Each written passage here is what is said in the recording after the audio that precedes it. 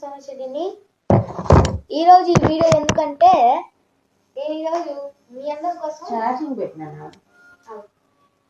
ఈరోజు మీ అందరి కోసం నేను చిక్కి డ్యాన్స్ అయితే ఇవ్వబోతున్నాను. ఇక్కడ అంతా తడిగా ఉంది. నేను పడితే ఇక్కడ తేమ అయిపోతుంది. తేమ ఏంటంటే దారం పైకి లేస్తుంది. నేను సాహసం చేసి చేస్తున్నాను.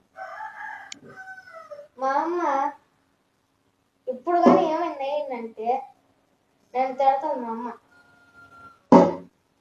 Ready 1 2 3 start. గైస్ పడిపోయాం గైస్.